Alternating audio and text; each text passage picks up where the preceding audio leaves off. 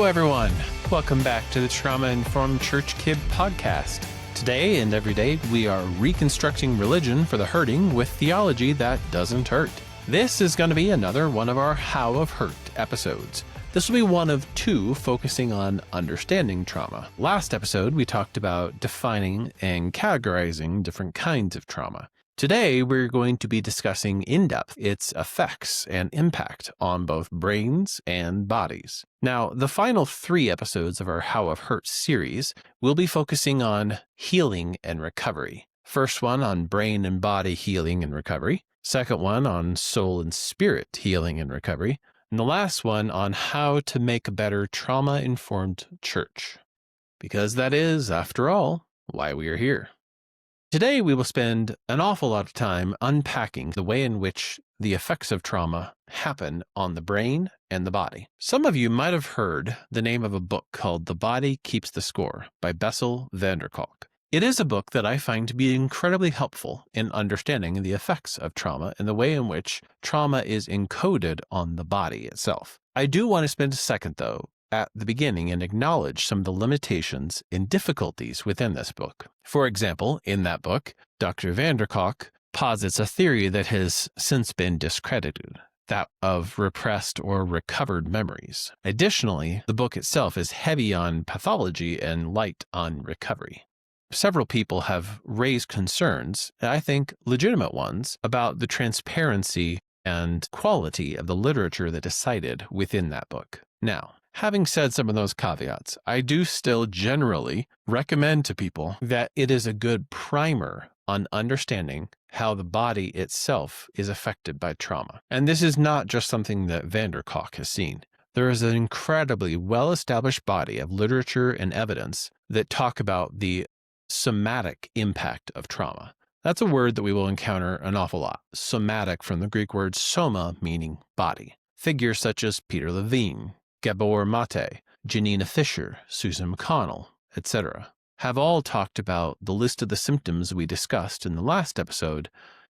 The somatic perspective on trauma discusses how the body retains a memory, or kind of like a thumbprint of events. And that memory is very, very hard to rewire or encode. And ultimately, despite all of the caveats I listed above about van der Kolk's book, this is a fairly uncontroversial assertion, despite some of his more out there claims. And speaking of disclaimers, I always want to make sure that I give a disclaimer in these How I've Hurt episodes, because the contents of this podcast are for informational purposes only and are not intended to be a substitute for professional, medical, or psychological advice, diagnosis, or treatment. This podcast does not provide personalized information or specialized recommendations. Always seek the advice of your physician or other qualified health professional if you feel that you are in crisis. And I will make sure to put some links in the show notes about that. There is a further caveat that I want to offer for today's episode in particular, because we will be discussing an awful lot about neuroscience and the neurobiology of trauma. Now, in neuroscience, we have a little bit of a saying: all models are wrong, but some are useful. And that applies here in this case. Whenever I'm talking about different models of the brain or the way the brain works, these are not intended as scientifically rigorous descriptors. However, they can be useful shorthand for understanding incredibly complex and interconnected phenomena.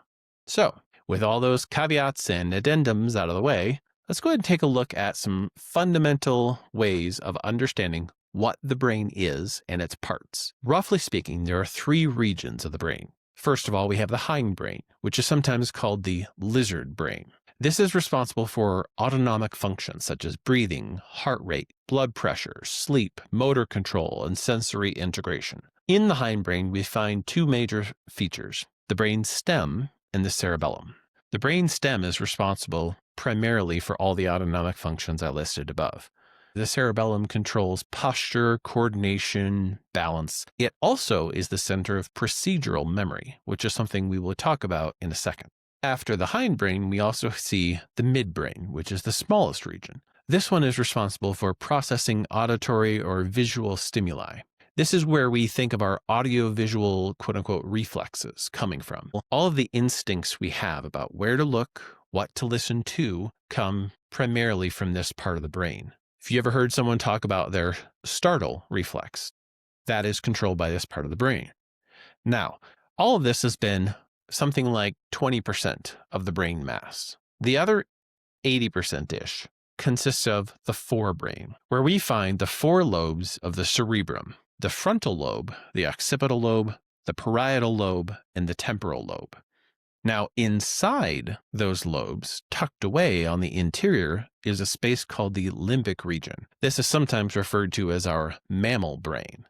This limbic region is the center of all of our big emotions, things like love, belonging, security, fear, anger, lust. All of that is contained in the mammal brain. So when I used to work as a school counselor with elementary school kids, I would not get into these details specifically, but I would talk with them about how we have our lizard brain, our mammal brain, and we have our wizard brain. And by that, I mean our frontal lobe. That is seen as the center of consciousness. Now, of course, as before, this is a very rough model. It's not scientifically rigorous. However, it can be a helpful shorthand to help us understand. And one of the ways in which we can use that shorthand is understanding what is called neurosequential hierarchy. This is a concept developed by Dr. Bruce Perry and has been borne out in study after study since then. He talks about how the brain has directionality. What that means is multiple things. For one, evolutionarily, our brains developed from the brain stem upward. Developmentally, that is also how they develop in the womb and also as we grow up. And finally, it has directionality functionally. Even once we have a fully developed brain, the brain itself goes in a bottom-up fashion. Here's another way of thinking about this that I sometimes talk to my clients about. Our prefrontal cortex, which is the highest of the higher order functioning parts of the brain, our prefrontal cortex is the last on the scene and the first out the door. Because when we are in somatic overwhelm, our higher order brain functions are severely limited. Think of it a little bit like a house with multiple levels. We have an upstairs, a main level, and a downstairs or a basement. And that house only has a certain amount of electrical current running through it. And so, if we turn on all the lights in the basement and we utilize most of the electrical current there, the downstairs lights will be very, very bright. The upstairs lights will be very dim, might not even be able to turn on at all. And the reason why I cover all of this is to make sure that we understand one key thing about trauma. Trauma affects us on all three levels, and it does so in a bottom-up sort of way. And because we know about this neurosequential hierarchy and directionality of the brain, we are starting to find significant evidence that traditional top-down approaches are less likely to work in healing trauma. Things like cognitive behavioral therapy, CBT, or dialectical behavioral therapy, DBT. This is not at all to say they cannot work or they do not work. They too have a lot of evidence of efficacy. However, that efficacy is limited in certain circumstances, and especially in the context of trauma. Those top-down approaches are working upstream of a very strong somatic current. That is why I myself am a somatic psychotherapist. I work with my clients to use the body as a resource to help heal the heart, to then use the heart as a resource to help heal the mind, and make sure that they can integrate the spirit as the organizing principle for all three: body, heart, and mind. The whole psychosomatic self, or what we might call our felt or lived experience of me. So what does trauma do to that psychosomatic self? Well, functionally, humans are adaptive machines. Our animal nervous systems are designed to automatically adapt to the environment. We can see this in acute cases where things like we walk outside and we experience temperature change and we immediately start to shiver or close up. We also see this in more intense cases, such as where we touch a hot stove or something like that. Our bodies automatically react. But we also see that in chronic cases where we walk into a place and either we feel familiar or we feel unfamiliar. And the way in which we adapt or try to adapt to those places are designed to help us navigate that with greater potential for survival, to, so to speak, know the rules of the game that we find ourselves in. Now, of course, that's how our animal side of us works. Our higher cognition is also designed to do much in the same way, to make meaning or to seek understanding. And one of the ways we do that is we create mental maps called schemas, sort of like a user manual of navigating our environment to help us be able to differentiate between things, like this is a horse and this is a car, to be able to see the commonalities between all those different kinds of things, such as, for example, this is one kind of horse and this is another kind of horse. All of those mental maps or schemas then will inform our behavioral shortcuts called heuristics. If we think of the schemas as kind of like these are the rules of the game, heuristics are like our strategy within the game. Based on those rules or schemata, this is the way that I am most likely to win. In this case, winning being defined by survival and hopefully, but very much secondarily, thrive. That entire process of understanding and responding and adapting to our environment is a lot like an iceberg, where 80 to 90% of what is happening is below the water of consciousness, and something like 10 to 20% is only above water, or in this case, consciously controlled and decided upon.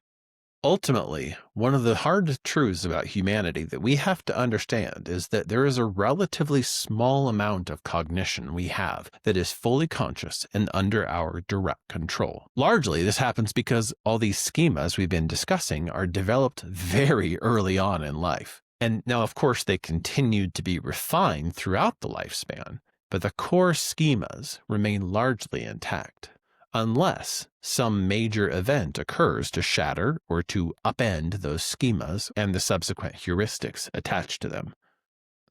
And that is exactly what trauma does. Trauma creates new schemas or heuristics. Now, I do want to reiterate something we said in our last episode about the how of hurt. This reaction makes sense as a survival mechanism, because the event, or just simply the environment, really is truly unsafe for that person because of trauma. And a rewiring is necessary to be able to survive. The problem is that trauma wiring goes wrong because it is unable to be switched off. That same wiring goes outside the context of trauma and happens in every relationship, regardless of the guy or the girl. It happens even when I'm back home and safe, or even decades after the event, or the person has even died. And that is why when I work with clients on trauma, rather than seeing trauma as maladaptive, I look at it with them and I say, this was once very adaptive. However, it has since ceased to be adaptive. And that wiring is unable to change without corresponding rewiring, either great repetition through doing the work of therapy, or great intensity. Let's spend a little bit of time unpacking the specifics of that wiring. Let's take a look at the neurobiology of trauma. One of the most important structures in our brain in the context of trauma is our amygdala. It's this small almond-sized space hidden deep within our brain that operates as a kind of smoke alarm. It is responsible for threat detection, and it sends alarm signals through the hypothalamus and the thalamus, which activate the body for threat response. You might have heard the term amygdala hijack. That is exactly what happens when the amygdala interprets an event as trauma. It overrides all other brain functioning, and the details that help to survive become super salient, and everything else becomes irrelevant. The amygdala activates our sympathetic nervous system, our fight or flight reaction, with massive doses of norepinephrine and other activation hormones. In the context of trauma, the amygdala is actually literally enlarged, and not only that, is hyperactive, both in oversensitivity to stimuli, but also in chronic activation, where there is a higher baseline within the person of sympathetic nervous system activity.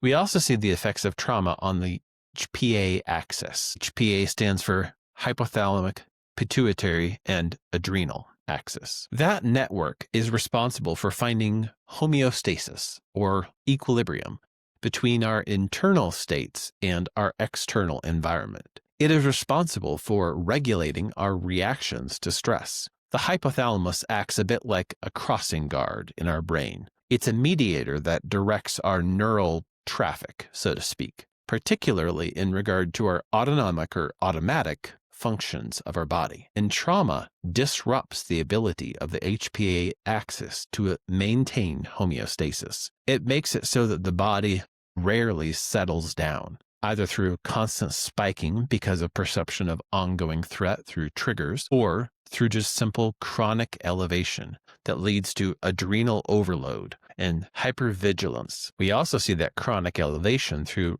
constant dysregulation of arousal, where our bodies are either hyper aroused, always hypervigilant, always on alert, or hypo aroused. And that's where we see things like dissociation, or people trying to numb themselves through distraction, or sometimes even through substances. Another effect that trauma has on the brain is seen in the insula, which is a sort of hidden island within the inside of the brain. The insula is responsible for regulating our appetites and urges. It also regulates our empathy and social cognition capacities. Finally, it is also responsible for what we call interoception. That is our awareness of our internal states within our body, our ability to notice our body needs and respond to them. Trauma causes problems in all of those areas of the insular cortex. People who have experienced trauma tend to be less empathetic. They might be more likely to cut off or shut down socially, or not be able to recognize social cues and be able to respond appropriately in the context. They also can struggle with an inability to regulate their awareness of their internal states. They might be either hyperfixated on one spot in their body because that one spot becomes their whole experience, or they might have a diffused awareness where they have very little ability to focus or zoom in on different parts. It just feels like something happening in one place is happening everywhere all at once. Additionally, their ability to satisfy their desires or appetites also tends to be dysregulated. That's where we see cases of overeating or undereating or addictions of various kinds. Those often occur alongside trauma. One other place we see trauma affecting the brain is in the anterior cingulate cortex. That is just behind our prefrontal cortex. And the job of the anterior cingulate cortex is to make prediction models, both of the past, in the case of memory, in the present, in the case of attention, or in the future, in the case of decision making. The job of our anterior cingulate cortex is to resolve conflicting information and facilitate learning. Trauma causes problems in each of those areas, where memory is often fragmented with big gaps and holes. Trauma also affects our ability to regulate our present moment attention, where people find it hard to focus or concentrate, where they have intrusive thoughts that are difficult to control or to turn their present attention off of. Additionally, decision-making is impaired. People often wind up with impulsivity, and they struggle to predict the future outcomes effectively. And they can only handle what I have right in front of me here now in this moment. One of the final areas of the brain that is affected by trauma is the hippocampus. This is like our filing cabinet of the brain, the one responsible for memory storage and creation. Memory both in the cognitive sense, that converts short-term memories into long-term memories, but also in the emotional sense, in that it sorts and correlates and organizes events according to emotion, but also in the spatial sense. What I mean by spatial memory is something called proprioception. That is our body's sense of self, our sort of mental avatar of our body. How long are my arms? How big is my stride? How much can I lift? All of those things are affected by our spatial memory or proprioception. And trauma affects our ability for that to function well. Our cognitive recall is severely limited or impaired. particularly where the traumatic event is concerned. Because the memories are stored in fragmented form, just flashes of sensory details, disconnected from narrative or sequence. And that is one of the reasons why the memories of trauma survivors can be very hard to reconstruct. But furthermore, the ability to make new memories is also impaired. Not that we cannot make those, but that everything in our narrative sense of self is organized around that one memory or the set of memories connected to trauma. It distorts our experience of a reality into a before and an after. But furthermore, trauma also affects our ability to feel at home in our bodies because our body memory or proprioception is disturbed, and that can cause dissociative states like fugue or out-of-body experiences. So, we've been looking at all of these brain-body effects of trauma, but we haven't taken a look yet at the downstream effects of these on our cognition. So going back to our neurosequential hierarchy and the directionality of the brain, we have this thing called our prefrontal cortex, which is our highest order thinking brain. This is the last part of our brain to develop. For males, not until about 25, and females until about 21 or 22. This is the weakest part of the brain. When I talk with my clients about this, I usually use an analogy of the elephant and the rider. The rest of our brain, despite it being much smaller in mass, is the elephant. And this part of our brain, despite it being much larger in mass, is the rider. Now, the elephant is going to go where it's going to go. The rider can change the directionality of the elephant, but it cannot do that through sheer force alone. It has to do that through a long-term, well-established relationship of trust and leadership. And that's why another way of thinking about the prefrontal cortex is as the control center of the brain. In that space, that is where we handle executive functioning, which is another way of saying any goal-directed activity. Things like delaying gratification, planning, problem solving, our ability to focus, to concentrate, to sustain attention, etc. And our prefrontal cortex has connections all throughout the entire brain in feedback loops, where the lower brain sends signals to the higher brain, which then sends signals back to make sense of or to give directions about how to handle that information. And one of the effects of trauma is that it makes those signals turn into cognitive distortions, which are complex brain-body interactions that affect and are affected by our sense of self, our sense of others, the world, and of God. These cognitive distortions are our best guess at how to make sense of the nonsensible, to solve unsolvable problems caused by trauma, and to figure out the rules, however horrible they may be, of the environment our brain thinks it finds itself in. A couple examples of those cognitive distortions are catastrophizing, being convinced that something bad will happen, in this vague sense of just doom. And at that point, the cognition stops. It never looks beyond that to see what we will do to solve it. Or another example is rumination, where we turn a single idea or thought over and over and over in our minds, long beyond the point at which any sort of cognitively nutritional value has been extracted. We also see this with black and white thinking, the inability or struggle to see gray or nuance or to be flexible. People who have this kind of thinking are functionally unable to think bad about people, or for that matter, to think good about people, because either possibility activates threat. Thinking good about somebody causes fear about what if they turn bad. And sometimes it can just seem safer to assume, well, they will hurt me, like it feels like everybody else has. Another example of cognitive distortions caused by trauma are things like excessive or inappropriate guilt, telling us things like, it was really my fault, I should have done or not done whatever. That is our prefrontal cortex's way of making sense of something that doesn't make sense, trying desperately to find someone to blame, even if it's ourselves, in an attempt to solve the problem for the future. Because, well, hey, if it's my fault, then I can control it and I can make sure it doesn't happen again. But that also happens because trauma affects our sense of self-worth or our sense of value.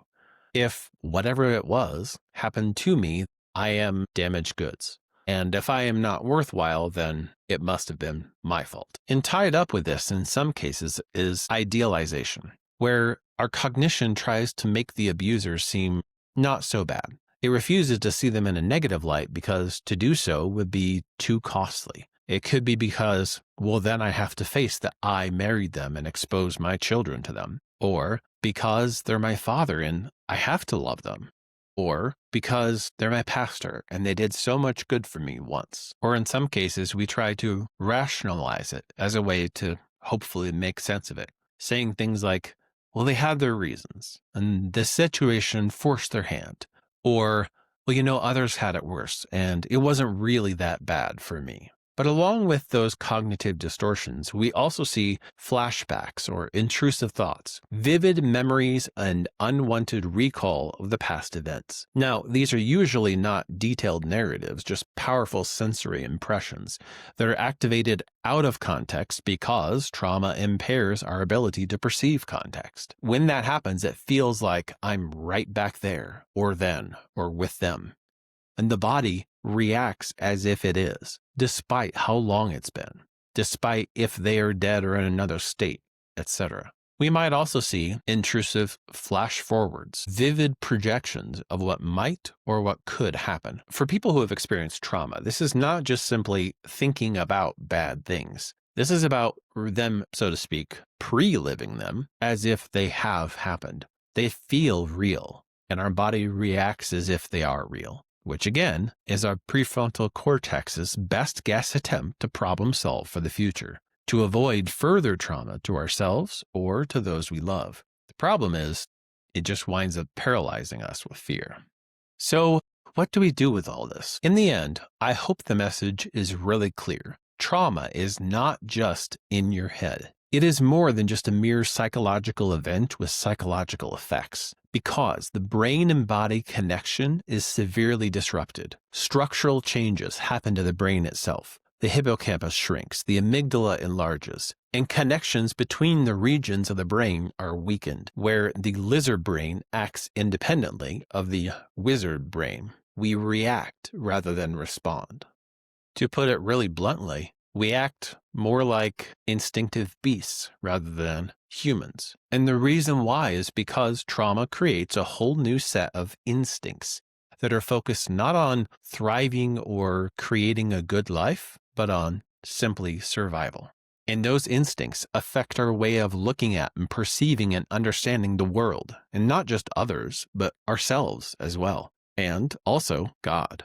How could he have let this happen to me? Where was he? Is this what he lets his people who carry his name do? How can I ever trust him or his word again? And again, as always, those instincts make sense from a survival standpoint because they are seen as the only way to keep the self alive by avoiding pain, hurt, and harm at literally any cost.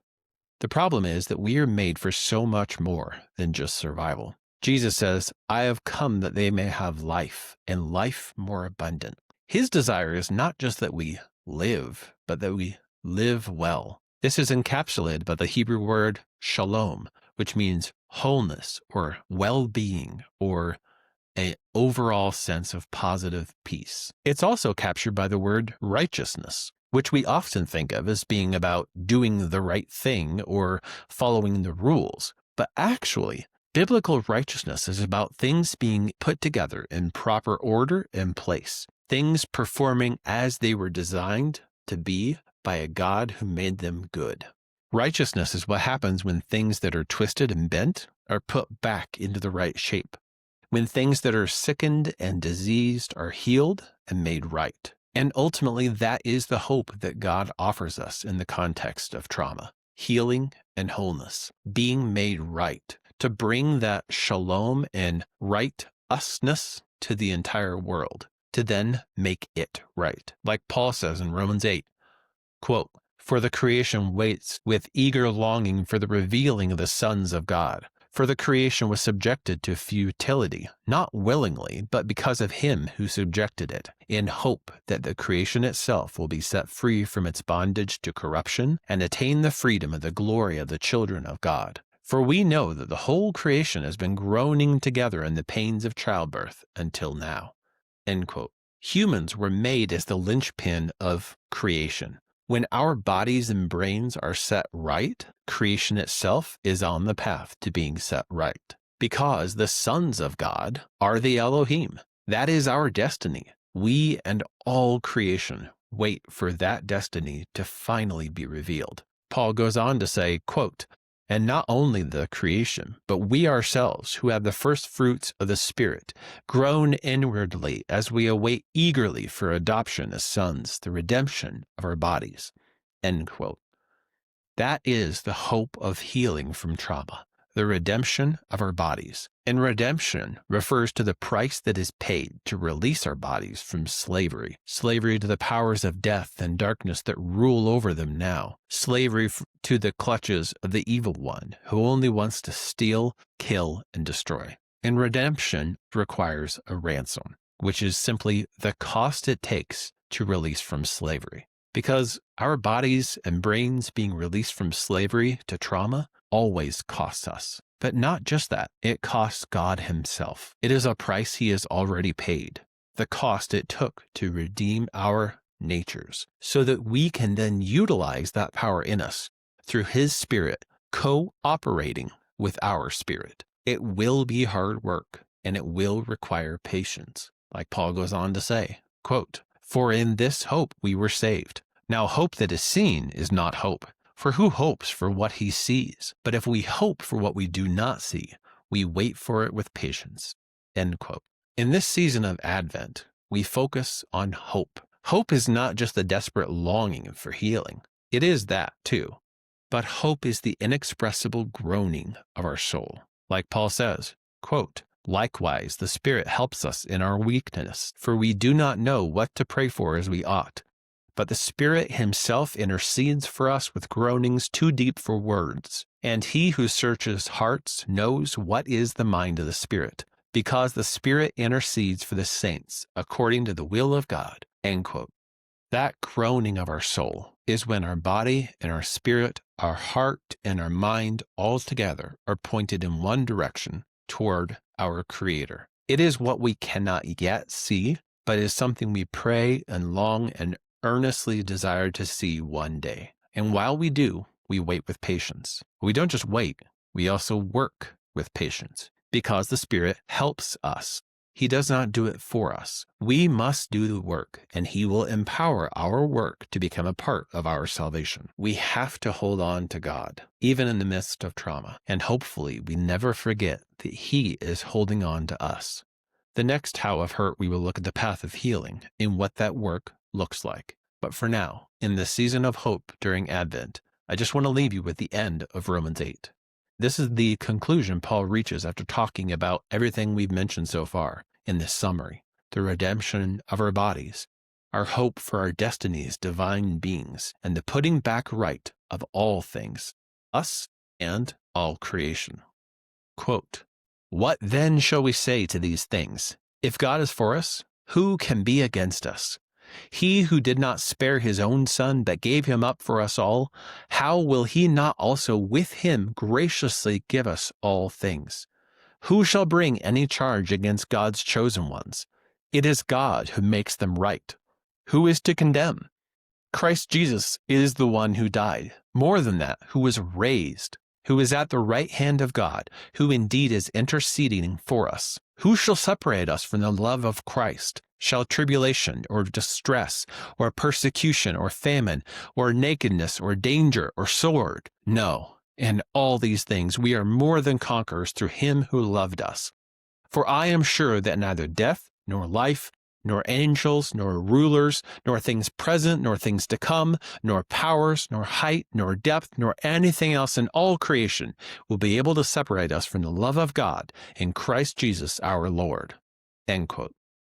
No matter what has happened to you in your life, never forget, nothing can ever separate you from the love of your Father, Adonai. Not what they did to you, not what you have done since, and not what might happen in the future. You are fearfully and wonderfully made, and He loves you fearfully and wonderfully. He will pay any price and suffer any cost to make you right and whole again. Christmas is the proof of that, just as Easter is the promise of that. And that's where I'll leave you today. On YouTube and X, you can find me at Church Kid Pod, and on Facebook, you can join the discussion in our discussion group, Trauma Informed Church Kids. If you find this content either enjoyable or important, please hit the like button and/or subscribe on whatever platform you listen to. Of course, ratings, reviews, and sharing with others is the best way to increase visibility and ensure that more people hear or see this content. If you have questions or want to engage in dialogue, leave a comment on that platform. Alternatively, you can leave a voice message on SpeakPipe, and I will add it to the Q&R episodes at the end of the season. Finally, just one last word to everyone. I don't know your story, but I know the one who is walking with you in your story. I know that He loves you. He made you for a purpose, and that His plan for you is always better. If you have been hurt by the church, I am sorry for the ways in which we have borne the name in vain. That is our responsibility to repair and repent. I hope that this podcast starts you on your own journey to find resurrection on the other side of deconstruction. My prayer for you is the words of St. Paul to the Ephesians.